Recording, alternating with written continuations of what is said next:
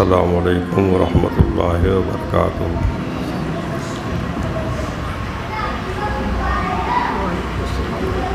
الحمد للہ رب العالمین والصلاة والسلام علی سید المرسلین وعلی آلہ واصحابہ اجمعین، اما بعد اعوذ باللہ من الشیطان الرجیم، بسم اللہ الرحمن الرحیم۔ قد جاءکم من اللہ نور و کتاب مبین، آمنت باللہ صدق اللہ العظیم۔ انتہائی عقیدت و محبت کے ساتھ بارگاہ رسالت میں درود و سلام کا ہدیہ پیش کریں۔ اللہم صلی علی سیدنا مولانا محمد معدن الجود والکرم وآلہ وبارک وسلم، صلاۃ و سلاما علیک یا رسول اللہ صلی اللہ تعالی علیہ وسلم۔ حضرات، ہم نے ابھی خطبے میں سورہ مائدہ کی آیت نمبر 15 کا ایک حصہ تلاوت کیا ہے۔ اللہ تعالیٰ ارشاد فرماتا ہے، قد جاءکم من اللہ نور و کتاب مبین، بے شک تمہارے پاس اللہ کی طرف سے ایک نور آیا اور روشن کتاب۔ یہ ترجمہ ہوا کہ اللہ کی طرف سے تمہارے پاس ایک نور آیا اور روشن کتاب۔ اس آیت میں نور سے مراد نور مجسم، رحمت عالم، فخر دو عالم جناب احمد مجتبیٰ محمد مصطفیٰ صلی اللہ تعالی علیہ وسلم کی ذات گرامی ہے، اور کتاب مبین روشن کتاب سے مراد قرآن کریم ہے۔ حضور اقدس رحمت عالم صلی اللہ تعالی علیہ وسلم کو نور فرمایا گیا کیونکہ آپ سے کفر کا اندھیرا دور ہوا اور حق کا راستہ واضح ہوا۔ آپ نور بھی ہیں، بشر بھی ہیں، لیکن آپ کی حقیقت آپ کے رب کے علاوہ کوئی نہیں جانتا۔ یہ نوری ہونا، بشر ہونا، یہ دونوں آپ کی صفتیں ہیں، آپ کی شانیں ہیں، آپ کی حقیقت نہیں ہے۔ اس موضوع پہ ہمارا ایک بیان مستقل ہو چکا ہے کہ آپ کی حقیقت رب کے سوا کوئی نہیں جانتا، اور نور ہونا، بشر ہونا، یہ آپ کی صفتیں ہیں، یہ آپ کی حقیقت نہیں ہے۔ آپ نور بھی ہیں، بشر بھی ہیں۔ عید میلاد النبی قسط اول میں بہت تفصیل سے اس کا بیان ہوا۔ تو اس آیت کریمہ میں اللہ تعالیٰ نے اپنے پیارے حبیب رحمت عالم صلی اللہ علیہ وسلم کی آمد کا ذکر فرمایا، اور اس مہینے پاک میں، اس مقدس پاک مہینے میں بڑے ذوق و شوق کے ساتھ قصیدہ نور پڑھا جاتا ہے۔ نور کی آمد کا مہینہ ہے، نور والا مہینہ، نور برستا ہے، ساری دنیا کو اس مہینے میں نور ملا ہے۔ قصیدہ نور اعلیٰ حضرت امام احمد رضا فاضل بریلوی رحمۃ اللہ علیہ کا لکھا ہوا ہے۔ اللہ کے پیارے حبیب رحمت عالم صلی اللہ علیہ وسلم کی شان میں آپ غزل لکھ رہے تھے، لیکن سرکار کی محبت میں آپ لکھتے گئے، غزل بڑھ گئی، اشعار اتنے زیادہ ہو گئے کہ وہ غزل قصیدے کی شکل اختیار کر گئی۔ اس غزل کا، اس قصیدے کا مطلع ہے، پہلا شعر، صبح طیبہ میں ہوئی بڑھتا ہے باڑا نور کا، صدقہ لینے نور کا آیا ہے تارا نور کا۔ اور آخر میں آپ کی چونکہ یہ غزل بڑھتے بڑھتے پورا قصیدہ بن گئی، تو آپ لکھتے ہیں، اے رضا یہ احمد نوری کا فیض نور ہے، ہو گئی میری غزل بڑھ کر قصیدہ نور کا۔ یہ قصیدہ نور ہے، اس کے چند اشعار کی ہم آپ کو کے سامنے وضاحت کریں گے۔ اور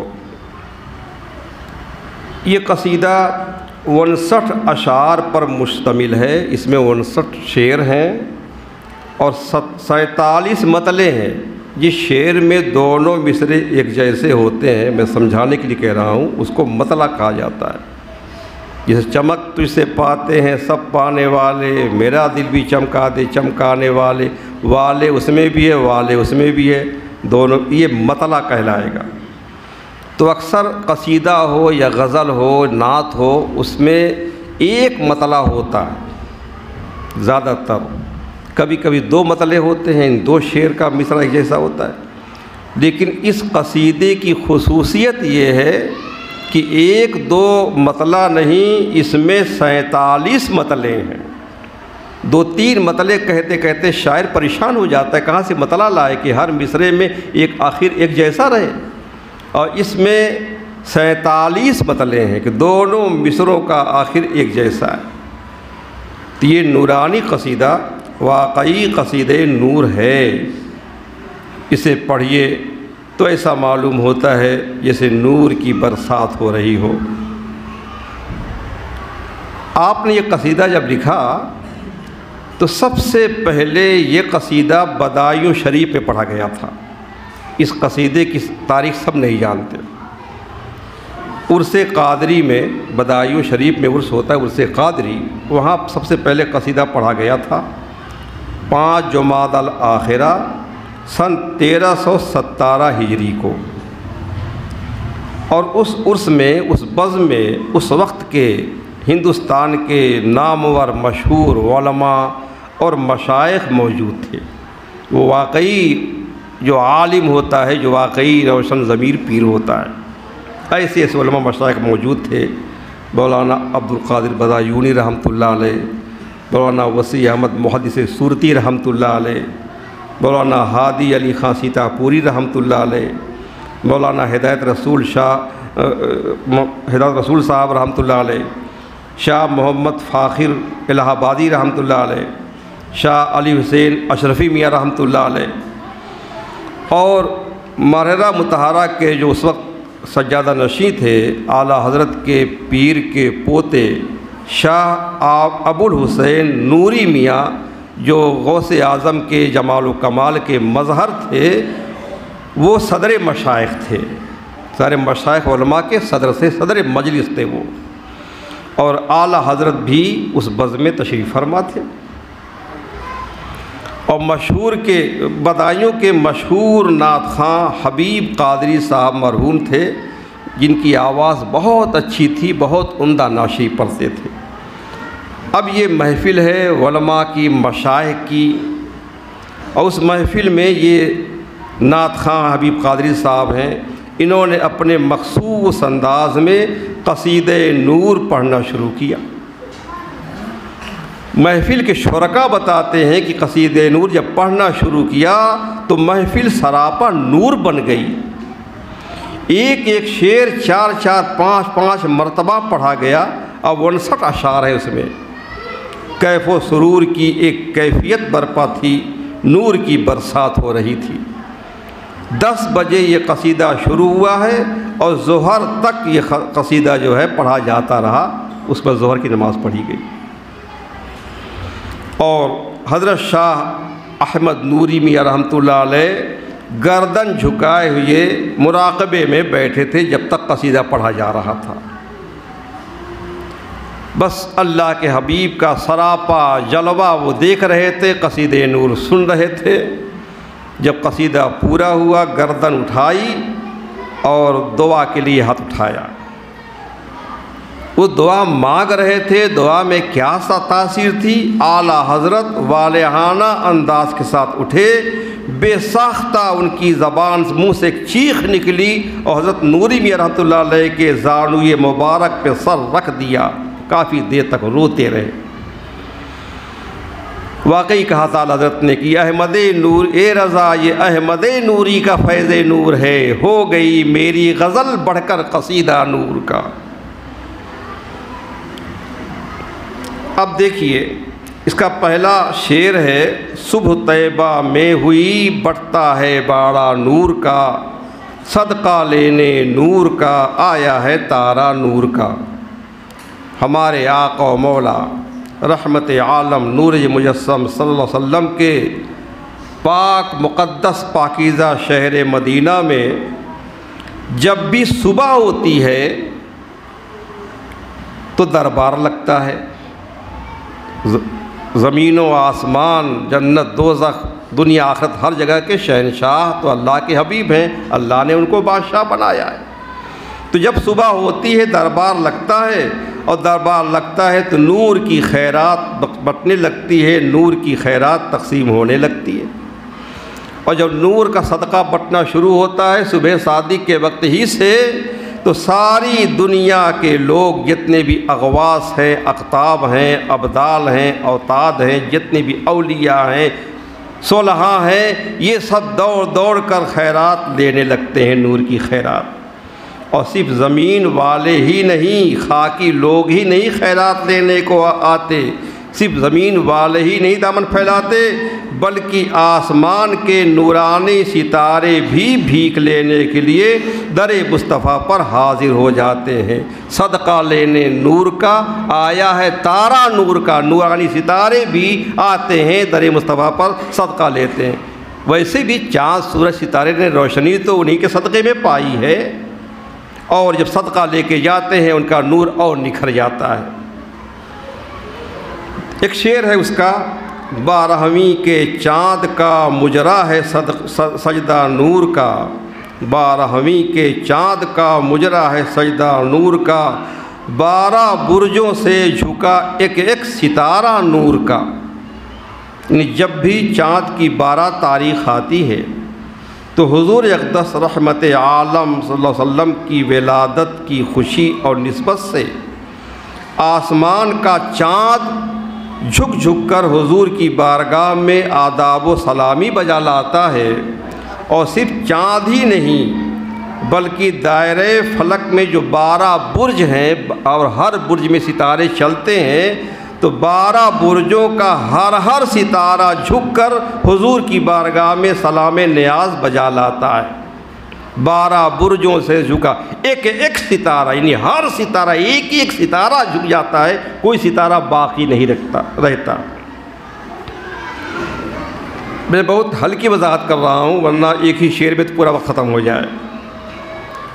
اسی قصیدے کا ایک شعر ہے، ان کے قصر قدر سے خلد ایک کمرہ نور کا، ان کے قصر قدر سے خلد ایک کمرہ نور کا، سدرا پائیں باغ میں ننھا سا پودا نور کا۔ یہ خلد کیا ہے؟ یہ جنت کیا ہے؟ ادنا درجے کا جو جنتی ہوگا اس کو جو جنت ملے گی اس دنیا یا اس کے 10 مثل بڑی ہوگی۔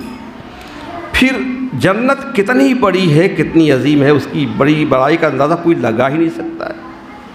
تو یہ جنت، یہ سارا خلد، یہ فردوس اعلیٰ، جنت نعیم، جتنی بھی جنتیں ہیں، فرماتے ہیں کہ میرے آقا و مولا رحمت عالم نور مجسم صلی اللہ علیہ وسلم کی عزت و عظمت کا جو محل ہے اس کا ایک کمرہ ہے۔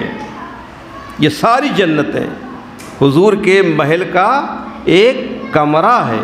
ہمارے حضور کا مقام تو وہ ہے، رب تعالیٰ نے جہاں بیٹھائے گا اللہ تعالیٰ ان کو قیامت کے دن، عرش حق ہے، مسند رفعت رسول اللہ کی دیکھنی ہے، حشر میں عزت رسول اللہ کی، تو اس کے سامنے یہ 8 جنتیں تو کچھ بھی نہیں ہے۔ تو وہی کہا ہے کہ میرے آقا کی عزت و عظمت کے محل کا ایک نورانی کمرہ ہے جنت، ان کے قصر قدر سے، یہ قصر کے معنی محل، قدر معنی عزت و رفعت بلندی، تو ان کے قصر قدر سے خلد ایک کمرہ نور کا، اور سدرا پائیں باغ میں ننھا سا پودا نور کا۔ یہ سدرۃ المنتہا جہاں جبریل امی رہتے ہیں، جہاں اللہ کی تجلی پڑتی ہے تو اتنی روشنی ہوتی ہے، ما زاغ البصر و ما طغیٰ، سرکار کی آنکھیں تو سب کی نہیں تھی اور کوئی نگاہ بھر کے اس کو دیکھ بھی نہیں پاتا ہے جب وہ روشن ہوتا ہے۔ تو وہ اتنا بڑا درخت ہے، لیکن سرکار کی عظمت کے باغ کا ایک ننھا سا پودا ہے۔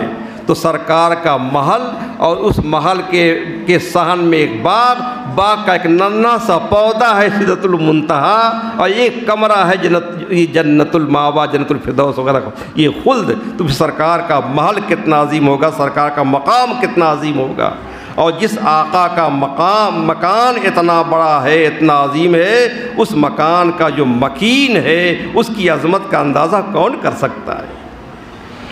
اب وہ نقشہ کھینچ رہے ہیں، جب صبح صادق ہوتی ہے سرکار کی بارگاہ سے باڑا بڑھتا ہے اور دنیا کے لوگ، آسمان کے لوگ آ کے بھر بھر کے لے جاتے ہیں۔ وہ فرماتے ہیں جو گدا دیکھو لیے جاتا ہے توڑا نور کا، نور کی سرکار ہے کیا اس میں توڑا نور کا۔ جو مقتا دیکھو، جو بھی مقتا دنیا میں جتنے بھی اغواث ہیں، اقطاب ہیں، اولیاء ہیں، مشائخ ہیں، جتنی بھی ابدال ہیں، جتنی بھی اولیاء ہیں، صالحین ہیں، یہ سب حضور کی بارگاہ سے مکے مقتا ہیں، سب حضور کی بارگاہ میں جاتے ہیں بھیک لینے کے لیے، اور آسمان کے ستارے ہیں اور آسمان کے فرشتے ہیں، یہ سب مانگتے ہیں، سب آتے ہیں، اور کتنا لے جاتے ہیں؟ تو کہتے ہیں جو گدا دیکھو لیے جاتا ہے توڑا نور کا۔ توڑا یعنی تھوڑا بہت نہیں، توڑا کا مطلب کیا ہوتا ہے؟ تھوک کے حساب سے لے جاتے ہیں، یہ پھٹکر کے حساب سے نہیں لے جاتے، پورا دامن بھر بھر کے لے جاتے ہیں، بورا بھر بھر کے لے جاتے ہیں۔ تو جو گدا دیکھو لیے جاتا ہے توڑا نور کا، جو مقتا نور والے آقا کی بارگاہ میں حاضر ہوتا ہے نور کی خیرات سے تھوڑا سا نہیں بلکہ توڑا لے جاتا ہے، نور دامن بھر کر لے جاتا ہے۔ اور پھر حیران ہونے کی ضرورت نہیں ہے کہ اتنا نور کہاں سے آتا ہے۔ کہتے ہیں نور کی سرکار ہے، یہ نور کی سرکار ہے کیا اس میں توڑا نور کا۔ یہاں توڑا مانے کمی نہیں کہتے، اس چیز کی بڑا توڑا ہے آج کل، دونوں مصرے میں توڑا ہے۔ پہلے توڑا میں جس کا معنی ہوتا ہے تھوک کے حساب سے، اور دوسرے مصرے میں جو توڑا ہے اس کے معنی کمی۔ تو یہ نور کی سرکار ہے کیا اس میں توڑا نور کا، اس میں نور کی کوئی کمی نہیں ہے، کوئی توڑا نہیں ہے۔ رب تعالیٰ ان کا رب ہے، وہ دیتا رہتا ہے یا بانٹتے رہتے ہیں، وہ دیتا رہتا ہے یا بانٹتے رہتے ہیں۔ تو جو گدا دیکھو لیے جاتا ہے۔ اب نظر عربی تصور میں دیکھیے، صبح صادق کا وقت ہے، سرکار بانٹ رہے ہیں، غوث اعظم لے جا رہے ہیں، صحابہ کرام لے جا رہے ہیں، تابعین لے جا رہے ہیں، شہداء لے جا رہے ہیں، اولیاء لے جا رہے ہیں، آسمان کے فرشتے بھر بھر کے لے جا رہے ہیں، ستارے بھر بھر کے لے جا رہے ہیں۔ یہ منظر ہوتا ہے جو گدا دیکھو لیے جاتا ہے توڑا نور کا، نور کی سرکار ہے کیا اس میں توڑا نور کا۔ اب یہاں عرضی لگاتے ہیں کہ یا رسول اللہ سب کو تو آپ دے رہے ہیں، سب کو بانٹ رہے ہیں۔ کہتے ہیں میں گدا تو بادشاہ، میں گدا تو بادشاہ، بھر دے پیالہ نور کا، یعنی میں بھی پیالہ لے کے آپ کے دربار میں حاضر ہوں۔ سب کو تو آپ دے رہے ہیں بھر بھر کر، میں بھی ایک پیالہ لے کر حاضر ہوں، میرا پیالہ بھی آپ نور سے بھر دیجئے۔ میں بھی ایک گدا ہوں آپ کی بارگاہ کا، آپ بادشاہ ہیں میرے، آپ شہنشاہ ہیں میرے۔ میں گدا تو بادشاہ، بھر دے پیالہ نور کا، نور دن دونا تیرا، دے ڈال صدقہ نور کا۔ یہ بھکاریوں کے ایک انداز ہوتا ہے، اس کے کہنے سے تھوڑے دولت پڑتی ہے امیروں کی، امیروں کو تو اللہ نے امیر بنایا ہے، لیکن مانگنے کا ایک انداز ہوتا ہے کہ اللہ آپ کا بھلا کرے، اللہ آپ کی روزی بڑھائے، اللہ آپ کے کاروبار میں برکت دے۔ دیتا ہے نا دعا، تو یہ بھی دعا دے رہے ہیں کہ نور دن دونا تیرا، یا رسول اللہ آپ کا نور دن دونا بڑھتا رہے، بڑھتا رہے، بڑھتا رہے۔ دے ڈال صدقہ نور کا، تھوڑا صدقہ بھی ہم کو بھی دے دے نور کا۔ تو میں گدا تو بادشاہ، میرے خیال سے یہ شعر سب لوگ 3 بار پڑھیں، مل کر کے پڑھیں۔ تصور میں سرکار بانٹ رہے ہیں، ہم ان سے مانگ رہے ہیں یا رسول اللہ میں گدا تو بادشاہ، بھر دے پیالہ نور کا، نور دن دونا تیرا، دے ڈال صدقہ نور کا۔ میں گدا تو بادشاہ، بھر دے پیالہ نور کا، نور دن دونا تیرا، دے ڈال صدقہ نور کا۔ میں گدا تو بادشاہ، بھر دے پیالہ نور کا، نور دن دونا تیرا، دے ڈال صدقہ نور کا۔ ایک شعر اس کا ہے، تو ہے سایہ نور کا، ہر عضو ٹکڑا نور کا، سایہ کا سایہ نہ ہوتا ہے نہ سایہ نور کا۔ یہ تو سب جانتے ہیں کہ ہمارے حضور اقدس رحمت عالم صلی اللہ علیہ وسلم کا سایہ نہیں تھا۔ اب اس پر یہ دلیل دے رہے ہیں سایہ کیوں نہیں تھا۔ آپ نور کے سایہ ہیں، نور خدا کے، نور خدا کا سایہ ہے آپ۔ اور دوسری بات یہ کہ خود آپ سراپا سایہ نور ہیں، اور آپ کے بدن کا ایک ایک عضو جو ہے نور کا ٹکڑا ہے۔ تو سائے کا سایہ ہوتا ہے کہیں؟ جیسے چراغ میں آپ ہیں تو آپ کا سایہ ہے، لیکن اس سائے کا کوئی سایہ نہیں ہے، سایہ کا سایہ نہیں ہوتا ہے۔ اور خود جو روشنی ہے اس روشنی کا بھی کوئی سایہ نہیں ہوتا۔ تو نور کا بھی سایہ نہیں ہوتا ہے، اور سایہ کا سایہ نہیں ہوتا، دو چیزوں کا سایہ نہیں ہوتا، سائے کا سایہ نہیں ہوتا ہے اور خود نور اور روشنی کا سایہ نہیں ہوتا ہے۔ روشنی میں جو چیز ہوتی اس کا سایہ ہوگا، لیکن خود نور اور روشنی کا سایہ نہیں ہوتا۔ تو اللہ کے حبیب کے بارے میں کہتے ہیں کہ رسول اللہ آپ نور کے سایہ ہیں، نور خدا کے آپ سایہ ہیں۔ جب آپ خود سایہ ہیں تو آپ کا سایہ نہیں ہو سکتا ہے۔ اور دوسری بات یہ کہ آپ خود نور ہیں، اللہ نے آپ کو نور بنایا ہے، بدن کا ایک ایک عضو جو ہے نور کا ٹکڑا ہے، اور نور کا بھی کوئی سایہ نہیں ہوتا۔ تو ہے سایہ نور کا، ہر عضو ٹکڑا نور کا، سایہ کا سایہ نہ ہوتا ہے نہ سایہ نور کا، نہ سایہ کا سایہ ہوتا ہے اور نہ نور کا سایہ ہوتا ہے۔ آپ نور خدا کا عکس ہیں، فیض ہیں، سایہ ہیں، نورانی بدن ایک ایک عضو نور کا ٹکڑا ہے۔ دیکھیے سیرت المصطفیٰ میں ہے کہ آپ کے قد مبارک کا سایہ نہ تھا، اس پر دلیل دی ہے حکیم ترمذی رحمۃ اللہ علیہ نے، امام ترمذی، انہوں نے اپنی کتاب نوادر الاصول میں حضرت ذکوان تابعی رضی اللہ عنہ سے یہ حدیث نقل کی ہے کہ سورج کی دھوپ میں اور چاند کی چاندنی میں اللہ کے رسول صلی اللہ علیہ وسلم کا سایہ نہیں پڑتا تھا، یہ حدیث نقل کی ہے۔ اور امام ابن سبو کا قول ہے کہ یہ آپ کے خصائص میں سے ہے کہ آپ کا سایہ زمین پر نہیں پڑتا تھا اور آپ نور تھے، اس لیے جب آپ دھوپ یا چاندنی میں چلتے تو آپ کا سایہ نظر نہ آتا تھا۔ تو ہے سایہ نور کا، ہر عضو ٹکڑا نور کا، سائے کا سایہ نہ ہوتا ہے نہ سایہ نور کا۔ صبح کر دی کفر کی، سچا تھا مژدہ نور کا، شام ہی سے تھا شب تیرا کو دھڑکا نور کا۔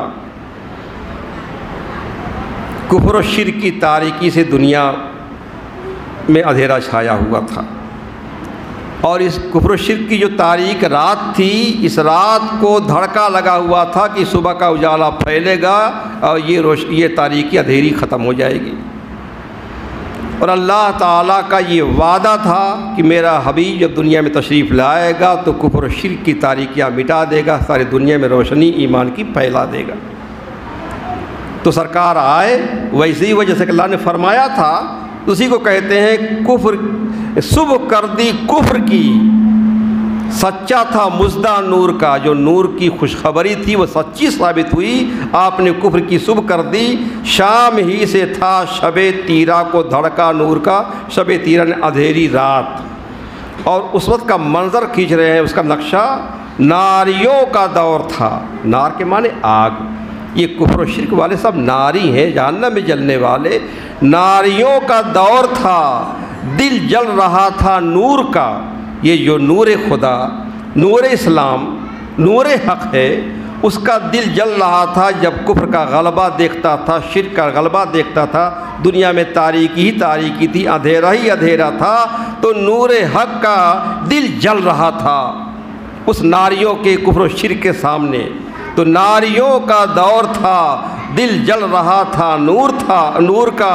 یا رسول اللہ تم کو دیکھا ہو گیا ٹھنڈا کلیجہ نور کا، تم کو دیکھا ہو گیا ٹھنڈا کلیجہ نور کا۔ آپ پردے سے باہر آئے، آپ نے رخ زیبا سے پردہ ہٹایا، نور نے جب آپ کا چہرہ دیکھا اس کا کلیجہ ٹھنڈا ہو گیا، سکون ہو گیا کہ اب کفر کا زور ٹوٹ جائے گا اور نور کا غلبہ قیامت تک رہے گا۔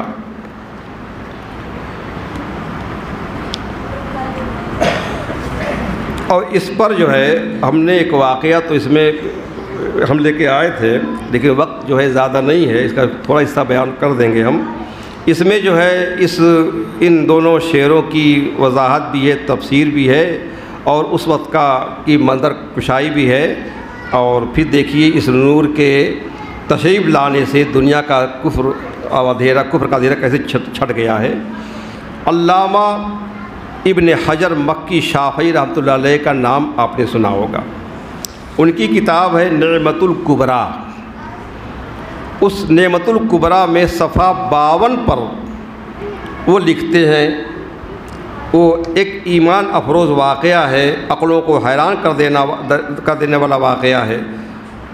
اللہ کے حبیب رحمت اللہ علیہ وسلم کی ولادت مصطفیٰ پر پیش آیا واقعہ۔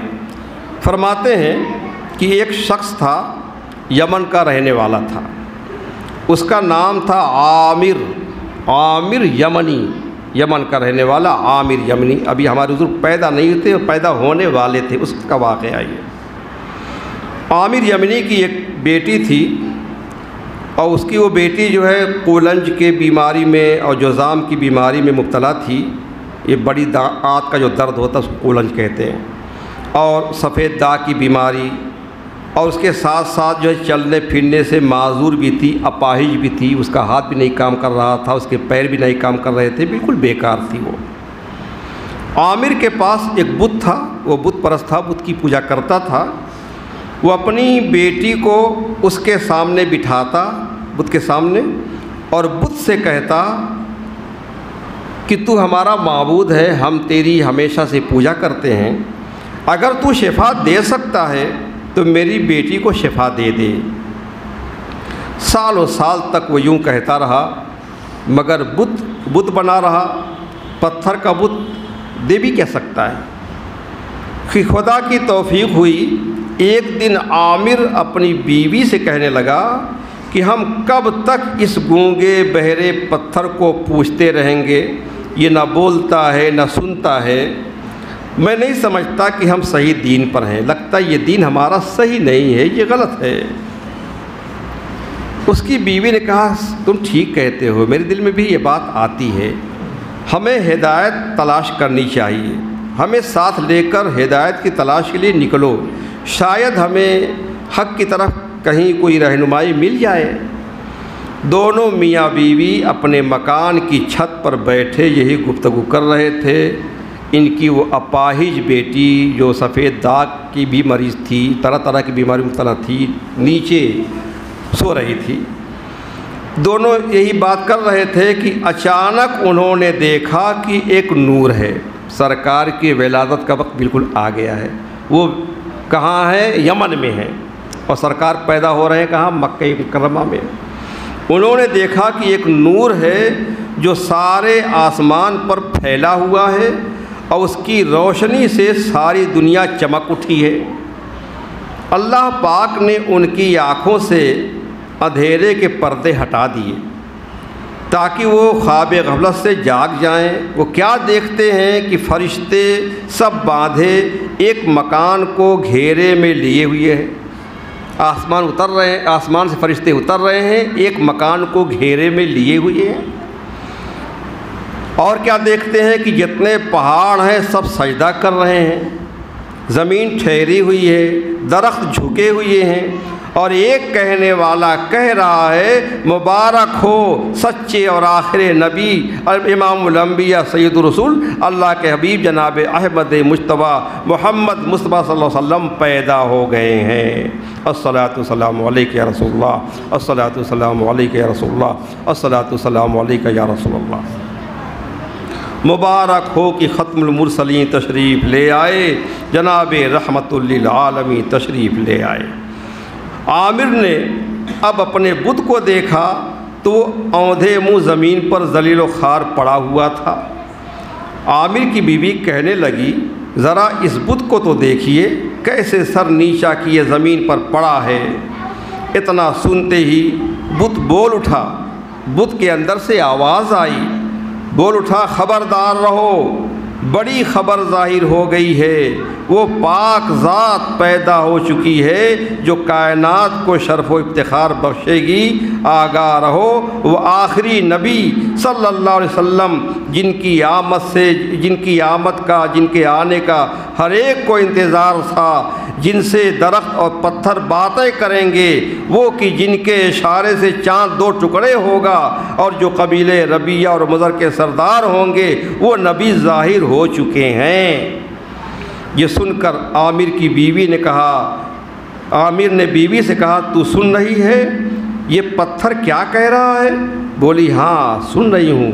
اس سے پوچھئے کہ اس پیدا ہونے والے سعادت مند کا نام کیا ہے، اس کا پتہ کیا ہے، جس کے نور سے اللہ پاک نے سارے جہان کو روشن فرما دیا ہے۔ عامر نے کہا اے غیب سے آنے والی آواز، آج یہ بھی بتا دے اس پیارے کا نام کیا ہے۔ تو جواب آتا ہے اس کا نام نامی، اس کے اسم گرامی کیا ہے، جو سب کی آنکھوں کا تارا ہے، جو دل کا سرور ہے، آنکھوں کا نور ہے، آنکھوں کا تارا نام محمد، دل کا اجالا نام محمد صلی اللہ علیہ وسلم، اس کا محمد نام ہے۔ صاحب زمزم کے بیٹے ہیں، اور صاحب زمزم سے مراد حضرت اسماعیل علیہ السلام۔ ان کی زمین تہامہ ہے، ان کے دونوں کندھوں کے درمیان مہر نبوت ہے، وہ جب چلیں گے تو بادل ان پر سایہ کرے گا۔ یہ ساری آوازیں غیب کی آوازیں تھیں جو بت کے ذریعے سے سنائی دے رہی تھیں۔ یہ باتیں ہو رہی تھیں، اتنے میں عامر کی وہ بیٹی جو نیچے بے خبر سو رہی تھی، جو اپاہج تھی، ہاتھ پیر اس کے بیکار تھے، سفید داغ کی بیماری تھی، کیا کیا بیماریاں تھیں، وہ اس کی بیٹی اپنے پاؤں پر چلتی ہوئی چھت کے اوپر آ گئی۔ عامر نے حیران ہوتے ہوئے کہا اے میری بیٹی، تیری وہ تکلیف کہاں گئی جس میں تو مبتلا تھی اور جس نے تیرا جینا مشکل کر رکھا تھا؟ بیٹی نے جواب دیا ابا جان، میں دنیا جہان سے بے خبر سو رہی تھی، میں نے عالم خواب میں اپنے سامنے نور کی تجلی دیکھی، میرے سامنے ایک بزرگ تشریف لائے، میں نے ان سے پوچھا یہ نور کیسا ہے، تجلیاں کیسی ہیں جو میں دیکھ رہی ہوں، اور یہ بزرگ کون ہیں جن کے مبارک دانتوں کے نور نے مجھ پر سایہ کیا ہوا ہے؟ تو جواب آیا کہ یہ عدنان کے بیٹے کا نور ہے۔ ہمارے حضور کے باپ دادوں میں عدنان نام کے بھی ایک بزرگ گزرے ہیں، تو عدنان کے بیٹے کا نور ہے جس سے کائنات پر نور ہو رہی ہے، ان کا نام نامی اسم گرامی احمد اور محمد ہے صلی اللہ علیہ وسلم۔ یہ فرما برداروں پر رحم فرمائیں گے، خطا کاروں سے درگزر فرمائیں گے۔ میں نے پوچھا ان کا دین کیا ہے؟ جواب دیا وہ دین حنیف پر ہے، یعنی سچے دین پر۔ میں نے پوچھا وہ کس کی عبادت کرتے ہیں؟ جواب ملا اللہ وحدہ لا شریک کی، اس اللہ پاک کی جو اکیلا ہے، اس کا کوئی شریک نہیں۔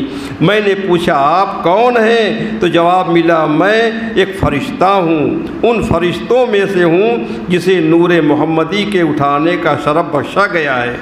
میں نے عرض کی کیا آپ میری اس تکلیف کو نہیں دیکھتے؟ فرشتے نے کہا ہاں دیکھ رہا ہوں، تم کتنا پریشان ہو، تم ایسا کرو کہ تم جو ابھی ابھی نبی پیدا ہوئے ہیں، نبی احمد محمد مصطفیٰ صلی اللہ علیہ وسلم کے وسیلے سے دعا مانگو، اللہ تعالیٰ نے فرمایا ہے کہ میں نے اپنے محبوب کی ذات میں اپنا راز رکھا ہے، اپنی دلیل رکھی ہے، جو کوئی مجھ سے میرے محبوب کے وسیلے سے دعا کرے گا میں اس کی مشکل کو حل کر دوں گا، اور جنہوں نے میری نافرمانی کی ہے میں ان کے بارے میں قیامت کے دن اپنے پیارے حبیب کو سفارش کرنے والا بناؤں گا۔ وہ بچی کہہ رہی ہے کہ یہ سنتے ہی میں نے اپنے دونوں ہاتھ پھیلا دیے، اپنا خواب بیان کر رہی ہو، دونوں ہاتھ پھیلا دیے، سچے دل سے میں نے اللہ سے دعا مانگی کہ اللہ ابھی ابھی جو تیرے حبیب پیدا ہوئے ہیں ان کے وسیلے سے میری تمام پریشانیاں دور فرما دے، میری بیماریاں دور فرما دے۔ پھر میں نے اپنے ہاتھوں کو چہرے پر اور اپنے جسم پر پھیر لیا، فوراً میری نیند کھل گئی، اور جب نیند سے میں اٹھی تو میں بالکل ٹھیک ہو گئی جیسے ہی آپ مجھے دیکھ رہے ہیں۔ یہ واقعہ اور بڑا ہے، اس کو ہم کبھی پورا کر دیں گے۔ تو اس موقع پر ہم بھی دعا مانگیں سرکار کے وسیلے سے۔ جب بھی کسی دعا کے قبول ہونے کی بات ہوتی ہے تو وہ قبولیت کا وقت ہوتا ہے، اس وقت میں جو دعا مانگی جاتی ہے اللہ تعالیٰ قبول فرماتا ہے۔ تو ہم بھی دعا کرتے ہیں، یا اللہ اپنے پیارے حبیب رحمت عالم صلی اللہ علیہ وسلم کے صدقے ہمارا ایمان سلامت رکھنا، مولا برے خاتمے سے ہمیں بچانا، یا اللہ گناہوں کی بیماریوں سے ہمیں شفا دے دے، یا اللہ ظاہری باطنی بیماریوں سے ہمیں شفا عطا فرما۔ پروردگار نور احمدی کا صدقہ ہمیشہ ہمیشہ کے لیے ہم سے تو راضی ہو جا، تو ہم سے کبھی ناراض نہ ہوا کر میرے مولا۔ اے پروردگار جشن ولادت کا واسطہ ہمیں جنت الفردوس میں اپنے پیارے حبیب کے قدموں میں جگہ عطا فرما، اور اپنے پیارے حبیب کی ساری امت کو تو بخش دے۔ 12ویں رات جو ہے دوشمبہ گزار کے منگل کی شب 12ویں ہے، آج جو ہے 8 تاریخ ہے، دوشمبہ کو 11 ہے، اور صبح صادق کا وقت جو ہے وہ 4:43 پر ہوگا۔ تو ہمیشہ اس مسجد میں خاص صبح صادق سے پہلے یہ بزم ہوتی ہے، پروگرام ہوتا ہے، لاکھوں میلادیں اس میلاد پہ قربان ہوں جو اس وقت جو میلاد شریف پڑھی جاتی ہیں، ایک کیفیت ہوتی ہے۔ اس وقت میں اگر سرکار بھی تشریف لائیں تو کوئی تعجب کی بات بھی نہیں ہے۔ تو آپ جو ہے 4:15 بجے بلکہ اس سے پہلے ہی مسجد میں آ جائیں گے رات میں، اور 4:43 پر صبح صادق کا وقت ہے، اس وقت جو ہے سلام جو ہے پڑھا جائے گا۔ اور اس رات میں ہمیشہ اللہ کے پیارے حبیب کے گیسوئے پاک کے مقدس بالوں کی آپ زیارت کرتے ہیں، زیارت انشاءاللہ بھی ہوگی 19 اکتوبر دوشمبہ کو، 18 اکتوبر دوشمبہ کو مغربہ سے زیارت ہوگی۔ آپ انتہائی عقیدت و محبت اور پیار کے ساتھ اللہ کے پیارے حبیب کے گیسوئے پاک کے مقدس بالوں کی زیارت کریں، اس کے وسیلے سے اپنے لیے اور ساری امت کے لیے مغفرت کی دعا فرمائیں۔ فاتحہ۔